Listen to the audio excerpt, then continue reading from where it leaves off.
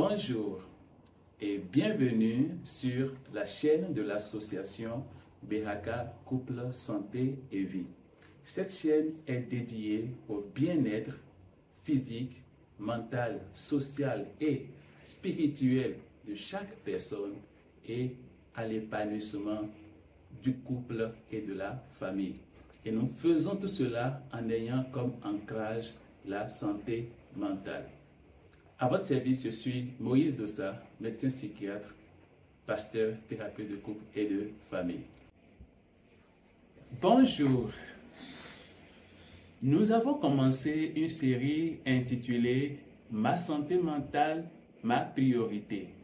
Et dans la première session sous-titrée « Et si tout était santé mentale », nous avons retenu 4 points.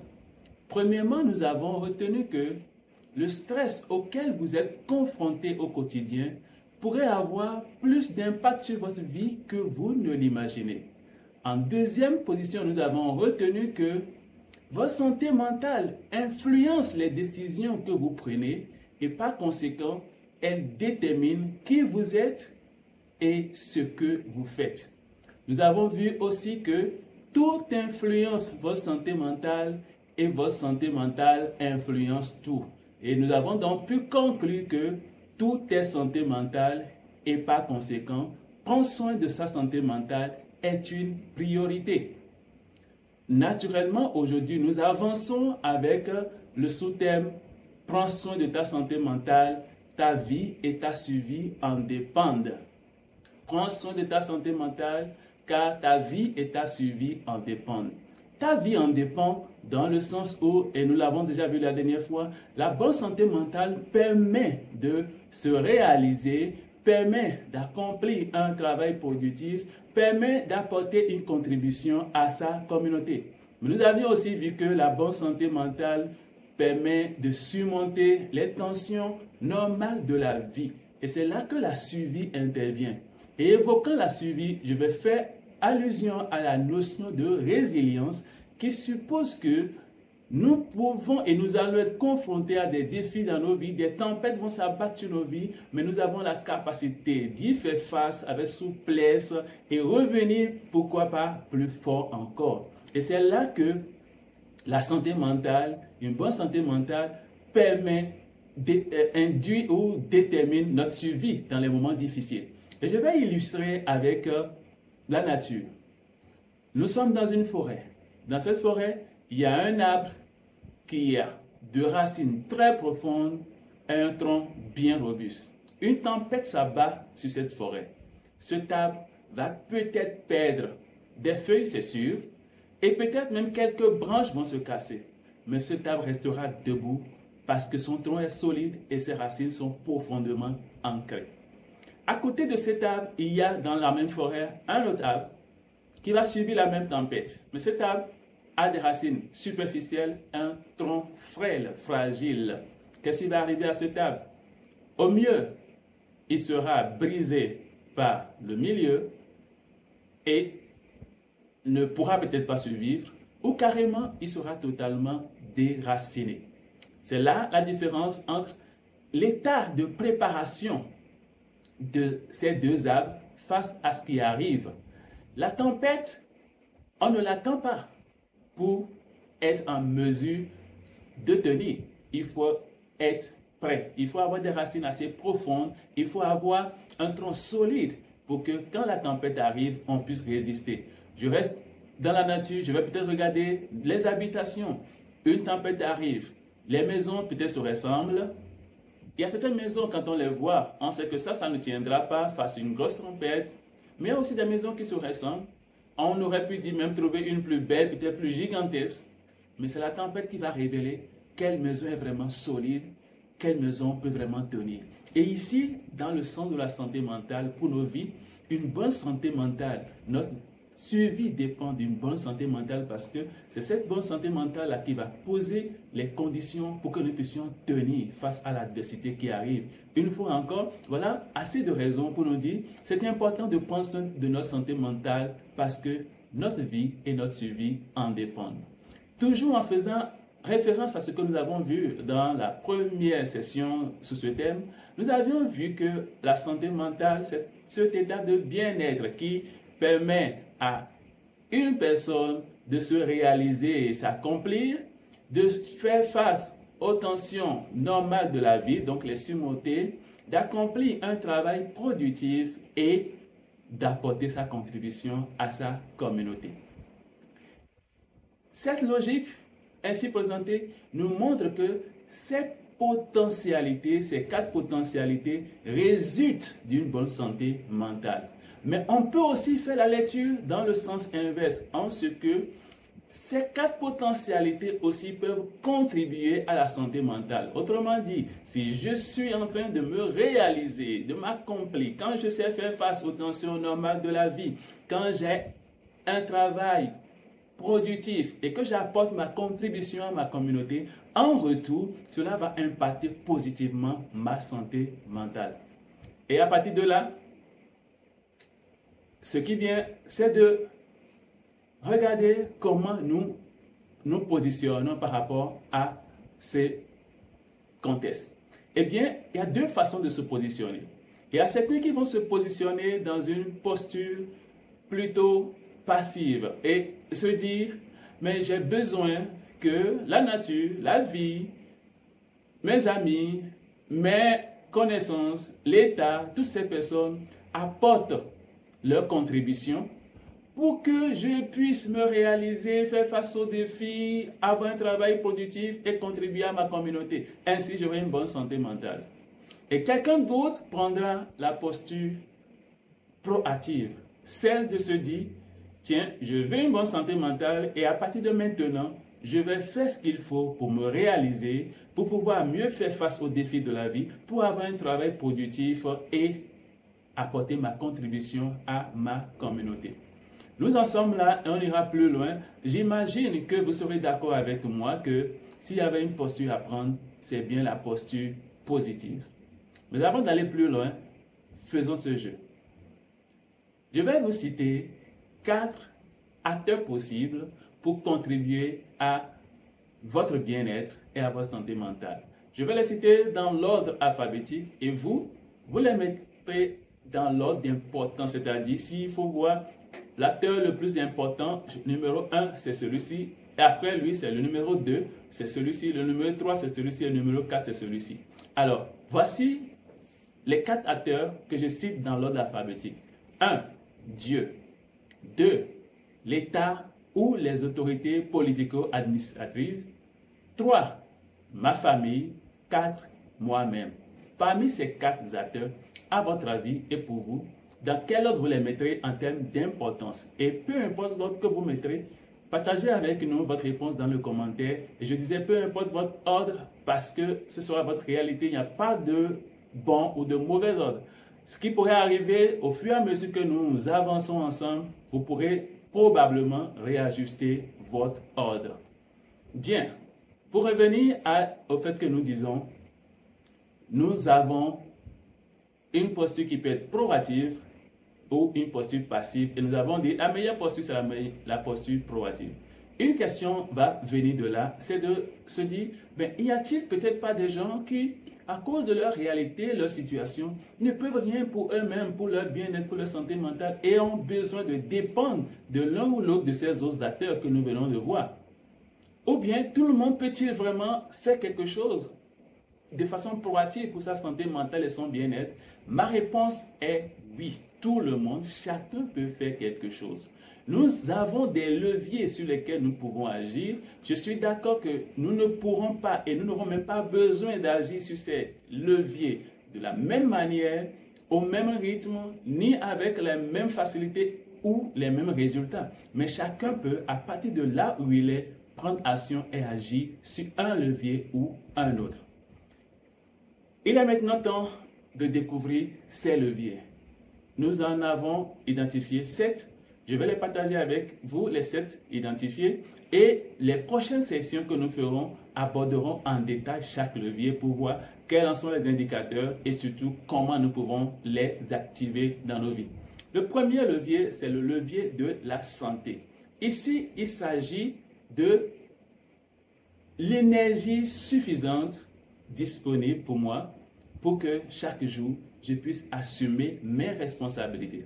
Quand je me lève le matin, j'ai des choses que j'ai prévu faire, que je dois faire ou que j'ai envie de faire et j'ai assez d'énergie. Et ici, c'est l'énergie physique et c'est l'énergie psychique. Et vous êtes d'accord avec moi que ça suppose un certain niveau de santé. Ça, c'est le premier levier du bien-être. Deuxième levier, c'est le levier du bien-être psychologique et émotionnel. Ici, il ne s'agit pas du fait que là, je suis en joie ou je me sens bien mentalement. Non, c'est plutôt la perspective à long terme ou si on veut, un fond. Ce fond qui inclut le fait que quand j'évalue ma vie en général, je suis satisfait par rapport à ma vie. Je regarde ma vie, je vois que ma vie a un sens, ma vie a un but et je constate que je suis en train d'avancer vers ce but, cet objectif de ma vie. Quand j'ai cela, j'ai le bien-être psychologique et émotionnel en toile de fond. Troisième levier, c'est celui du bien-être social. Ici, il est question d'amitié et d'amour. C'est que dans ma vie, il y a des personnes pour qui je sais que je compte, pour ces personnes, je sais que j'ai de la valeur, ces personnes m'aiment, donc je suis aimé, je me sens aimé et moi aussi j'aime. C'est de l'amour, certes, mais il n'y a pas que l'amour au sens amoureux, il y a aussi les liens affectifs que je peux avoir avec des membres de ma famille, avec des collègues, avec des gens d'une certaine communauté qui me sont proches. C'est ça l'aspect bien-être social. À côté de cela, il y a le bien-être communautaire comme quatrième levier. Ici, c'est l'idée d'appartenance, l'idée d'inclusion, l'idée de participation.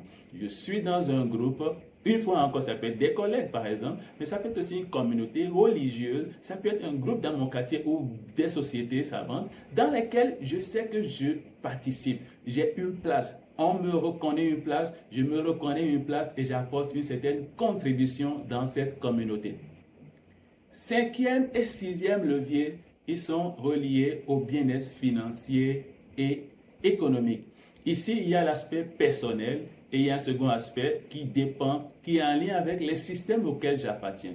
L'aspect personnel suppose quoi? Que j'ai suffisamment de ressources qui me permettent de faire face à tous mes besoins et que j'ai une bonne gestion de ma vie financière. Quand cela est en place, je considère que j'ai le bien-être financier et économique personnel. Mais après cela, il y a que, et c'est là qu'on dit, nul n'est heureux tout seul. Chacun de nous appartient à des cercles, des systèmes. Peut-être notre grande famille avec peut-être nos parents, nos frères et sœurs et peut-être des cousins et autres. Pour d'autres, c'est peut-être leur communauté religieuse ou bien le quartier, l'environnement où ils ont vécu ou des gens avec qui ils sont d'une certaine façon attachés.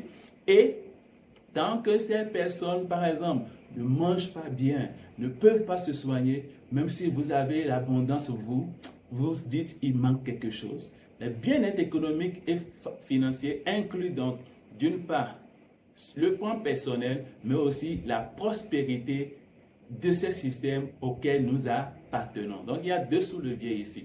Et le septième levier, c'est le levier du bien-être professionnel. Et avant d'en donner la définition de l'OMS, c'est d'abord un petit détour sur la philosophie du travail. C'est quoi le travail si ce n'est pas une mission, une vocation, une contribution? Et ici, ce n'est pas une affaire de ce que je fais pour gagner de l'argent, qui peut être considéré comme mon emploi, même si je ne suis pas employé par quelqu'un, mais je le fais juste pour trouver de l'argent, c'est une chose. Mais le travail va certainement au-delà de cela et qui va vers ma contribution unique ou ma contribution au mieux-être de la société dans laquelle je suis. Revenons à donc comment on entend le bien-être au travail ou le bien-être professionnel. Pour l'OMS, c'est un état d'esprit caractérisé par une harmonie entre, d'une part, les attentes, les aptitudes, les besoins, les aspirations du travailleur et d'autre part, les contraintes et les possibilités du milieu de travail. Nous viendrons en détail sur chacun de ces leviers, comme je l'ai déjà annoncé. Nous en déterminerons les indicateurs et surtout, qu'est-ce que nous pouvons faire, comment nous pouvons faire pour les activer. Nous sommes à la phase de la synthèse et j'ai 3 points de synthèse pour nous.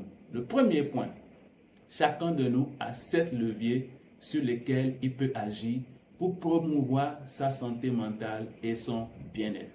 Deuxième point, peu importe là où tu en es maintenant, tu peux prendre action sur un ou plusieurs leviers afin d'améliorer ta santé et ton bien-être. Tu peux être acteur de ton bien-être et de ta santé mentale. Et le troisième point, ce serait de redire tout le sous-thème que nous abordons aujourd'hui, c'est-à-dire prends soin de ta santé mentale, ta vie et ta survie en dépendent. Allons vers la bonne pratique pour aujourd'hui. Comme bonne pratique pour aujourd'hui, je veux vous inviter à faire une petite pause et réfléchissez à ce qui suit. Nous avons énuméré 7 leviers sur lesquels nous pouvons agir pour promouvoir notre santé mentale et notre bien-être. Je vous demanderai de regarder dans tous ces leviers quels sont les 3 premiers où vous avez l'impression que vous avez quand même fait du chemin, que vous êtes en bonne position. Ici, c'est de trouver les 3 premiers. Peu importe le niveau où vous en êtes, il y a quand même un où vous sentez que c'est bien mieux que tous les autres, et un second qui vient, un troisième qui vient. Identifiez ces leviers-là et vous avez déjà une idée de là où peut-être vous allez pouvoir soit faire davantage d'efforts et c'est peut-être vous savez faire déjà des choses, vous allez mieux les faire, ou peut-être même là où vous dites tiens ça c'est bon, j'ai juste à entretenir, je vais investir ailleurs. Et puis le second élément ce serait de regarder une fois encore parmi ces leviers, quels sont les 3 premiers où vous vous dites dès maintenant, sans attendre rien d'autre, je peux commencer par agir. Il y a peut-être des situations où vous dites en évaluant, je ne peux pas démarrer tout de suite, je veux bien démarrer, mais il me faut ceci, cela d'abord, peut-être dans la semaine prochaine, ou dans 1 mois, ou dans 3 mois, j'en sais rien. Mais il y a peut-être aussi, il y a certainement ces leviers où vous n'avez pas besoin d'attendre demain. Dès maintenant, si vous voulez faire quelque chose, vous pouvez le faire. Identifiez ces 3 leviers-là, où vous pouvez prendre action dès maintenant. Et enfin, déterminez une action que vous allez prendre vraiment maintenant pour améliorer votre bien-être et votre santé mentale. Il peut s'agir de quelque chose que vous avez toujours pensé que vous allez faire, mais que vous repoussez à plus tard. Maintenant, vous décidez de prendre action. Il peut s'agir de quelque chose que vous faisiez déjà, mais vous vous dites, je peux faire mieux, puisque ça va améliorer encore ma santé mentale et mon bien-être. Alors, identifiez cette chose. Mais il peut aussi s'agir de quelque chose que vous allez arrêter de faire parce que vous savez ce n'est pas bon pour votre santé mentale, ce n'est pas bon pour votre bien-être. Alors, nous allons rester ensemble. Nous allons rester ensemble. Je vais vous inviter à vous abonner à notre chaîne si ce n'est pas encore fait, à aimer cette vidéo et à la partager avec les autres. Et comme j'ai annoncé, très prochainement, nous allons commencer par explorer en profondeur les 7 leviers que nous avons identifiés aujourd'hui. Je vais donc vous dire à très bientôt et n'oubliez pas, la psychiatrie, la santé mentale, ce n'est pas pour les fous.